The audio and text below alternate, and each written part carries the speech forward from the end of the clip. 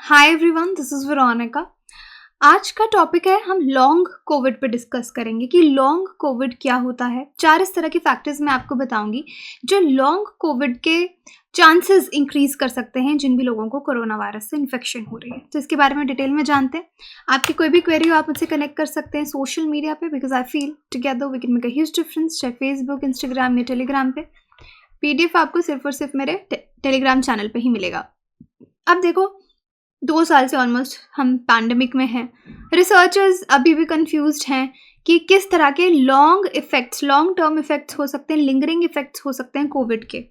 और कोविड के इस तरह के long term effects almost 31% to 69% की पॉपुलेशन के बीच रिपोर्ट किए गए हैं कोविड पेशेंट्स में, जो वायरस से तो रिकवर हो जाते हैं लेकिन उनको कहते हैं ये प्रॉब्लम शुरू हो गई। वैसी प्रॉब्लम आपने भी आगे पीछे सुना होगा, जो लोग कोविड से रिकवर किए कि मेरे अभी तक जॉइंट पेन ठीक नहीं हुए, या किसी को पेट का कुछ इशू हो गया। कोई ना कोई चीज़ है जो सब में नहीं, किसी किसी में लिंगरिंग इफेक्ट की उसका इफेक्ट एक लंबे समय तक रहता है। तो यही एक नई स्टडी पब्लिश हुई है साइंटिफिक जर्नल सेल में, जहाँ पे लॉन्ग कोविड की बात की गई है। तो लॉन्ग कोविड से आप समझ रहे हैं कि कोविड हुआ किसी को और कुछ ऐसा साइड इफेक्ट हुआ या उससे कुछ ऐसा नया कंडीशन अराइज हुआ कि एक लंबे समय तक उसको उससे प्रॉब्लम हो रही है। तो या प्रिंट मीडिया में भी इसके बारे में पढ़ सकते हैं, इसके बारे में लॉन्ग कोविड के बारे में। अब long Covid poorly understood condition है क्योंकि हमें नहीं पता कि ये कितने देर तक पेशेंट में रहेगी। कोई स्टैंडर्ड डेफिनेशन नहीं है, डायग्नोसिस नहीं है, ट्रीटमेंट नहीं है। अगर हम पहचानना चाहते हैं कि क्या किसी को लॉन्ग कोविड है, कोई पर्टिकुलर ट्रीटमेंट, पर्टिकुलर डायग्नोसिस नहीं है। डॉक्टर रिसर्चर्स डेटा पे ही रिलाई करते हैं कि अलग अलग जो सर्वेज होते हैं कि जो पेशेंट्स हैं वो क्या कह रहे हैं कि क्या उनको हो रहा है, क्या प्रॉब्लम्स हो रही हैं। और पेशेंट्स भी खुद अनक्लियर हैं, बट ये एस्टिमेट लगाया जा रहा है कि 1/3 जो कोविड के पेशेंट्स हैं ओवरऑल, उनको कुछ ना कुछ सिम्टम्स कोविड से रिकवर होने के बाद भी रहता है।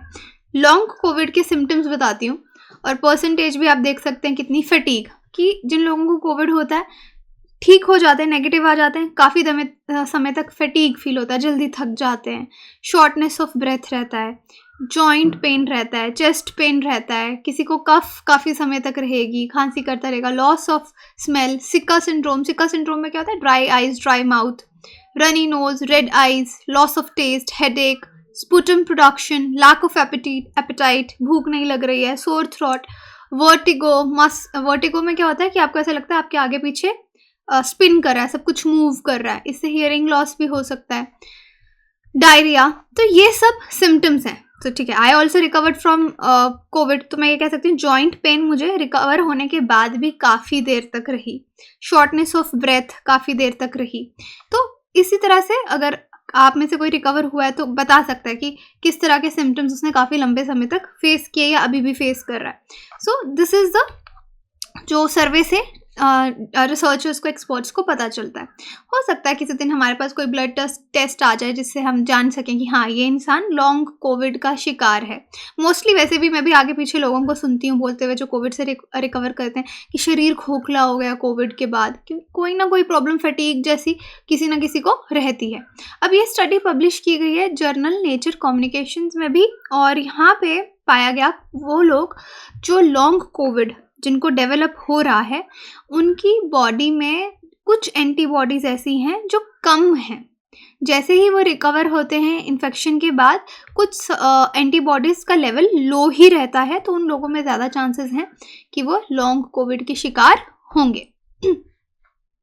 अब ये स्टडी का डेटा इन्होंने कहाँ से लाया?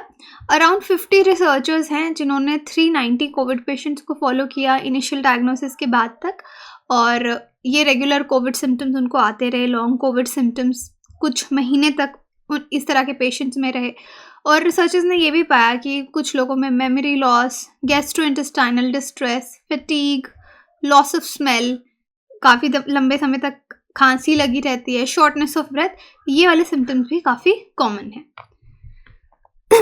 अब देखिए, 37% पेशेंट्स हैं जो इस स्टडी में जिन्होंने रिपोर्ट किया जिनको 3 या 3 से ज़्यादा लॉन्ग कोविड के सिम्टम्स हैं इन्फेक्शन के बाद भी, और 24% पेशेंट्स ने बोला कि उनको 1 या 2 सिम्टम है, और 39% ने बोला कि हमको कोई सिम्टम नहीं है। तो ये डेटा मिला लॉन्ग कोविड के बारे में। दूसरा, अब स्टडी में ये भी पता चलता है कि हम 4 इंडिकेटर्स, एक्सपर्ट्स ने, रिसर्चर्स ने 4 इंडिकेटर्स अलग किए हैं उन लोगों के लिए जिनको कोविड हो रहा है और उनमें ज़्यादा चांसेस हैं लॉन्ग कोविड सिम्टम्स डेवलप करने के लिए, यानी ऑलरेडी उनको कोई प्रॉब्लम है तो लिंगरिंग इफेक्ट्स उनके काफ़ी महीनों तक रिकवरी के बाद रह सकते हैं। अब ये 4 इंडिकेटर कौन से हैं ये मैं आपको बताती हूँ। अब किसी को ऑलरेडी टाइप 2 डायबिटीज़ है, वो कोरोना वायरस इफेक्ट करता है उसको, तो उसमें ज़्यादा चांसेस हैं लॉन्ग कोविड रहने के। तो अगर किसी को प्री एग्जिस्टिंग टाइप 2 डायबिटीज़ है, ज़्यादा रिस्क है लॉन्ग कोविड हो सकता है, ऐसा ये स्टडी बताती है। इसलिए लोगों को बोला है जिनको ऑलरेडी मेडिकल कंडीशंस हों वो इंक्रीज रिस्क पे हैं लॉन्ग कोविड के। तो डायबिटीज़ आप देख सकते हैं, ऑल्दो सर्वाइवल रेट अच्छा है इसमें कोविड-19 की वजह से, बट डेथ रेट भी हमने देखा है। अब उसके बाद दूसरा, सर्कुलेटिंग फ्रैगमेंट्स अगर सार्स कोविड 2 के डायग्नोसिस के टाइम पे हैं, ब्लड में आरएनए है कोरोना वायरस का, तो यहाँ पे भी ज़्यादा रिस्क है आपको लॉन्ग कोविड रह सकता है कि आप हो गए, रिकवर हो गए, बट कुछ फ्रैगमेंट्स आपके आरएनए के, कोरोना वायरस आरएनए के ब्लड स्ट्रीम में रह गए।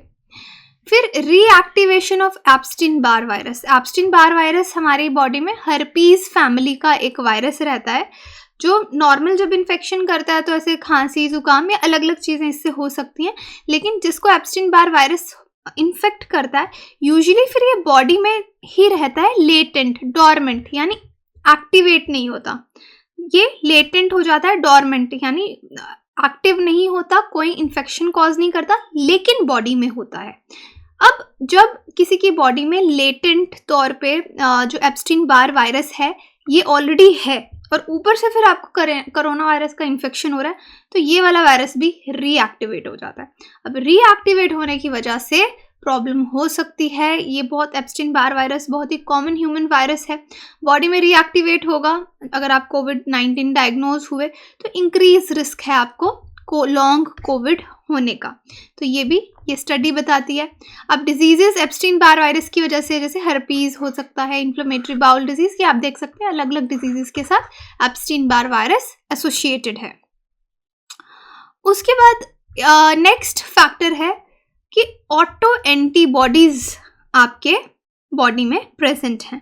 अब आपने सुना होगा कुछ लोग होते हैं जिनको ऑटो इम्यून डिसऑर्डर्स होते हैं, यानी हमारा इम्यून सिस्टम में कुछ ऐसे सेल्स होते हैं जो हमारी ही बॉडी पे अटैक करने लग जाते हैं, तो ऑब्वियसली उनको ये कंडीशन डेवलप हो जाती है, अपने ही टिश्यूज और ऑर्गन्स पे अटैक करने लग जाते हैं, राइट।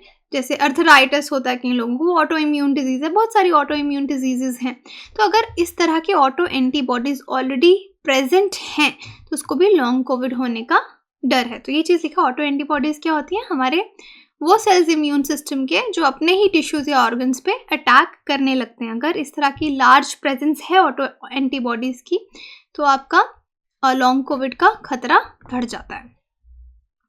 प्लस लॉन्ग कोविड से कोई क्योर भी नहीं है, स्टडी ऐसा बता रही है, लेकिन एक फ़ायदा हो सकता है कि अगर हम किसी को कोरोना हो रहा है तो एंटीवायरल मेडिकेशन, दवाइयाँ उसको जल्दी दी जाएं, जल्दी उसको डिटेक्ट हो जाए, जल्दी उसको दवाई दी जाए ताकि वायरल लोड जो है बॉडी में हम उसको कम कर पाएँ, तो फिर लॉन्ग कोविड होने का खतरा थोड़ा कम हो जाए, डिक्रीज़ हो सकता है। एक रिस्क जो है लॉन्ग कोविड सिम्टम्स के वो डिक्रीज़ हो सकते हैं, क्योंकि कई बार लोग बोलते हैं नहीं नहीं अभी तो खांसी हो रही है, ज़ुकाम हो रहा है, अभी तो ठंड लग गई है, ये ओमिक्रॉन नहीं है, तो दवाई नहीं खाते काफ़ी लंबे समय तक, तो लॉन्ग कोविड सिम्टम्स होने का ज़्यादा खतरा रहता है।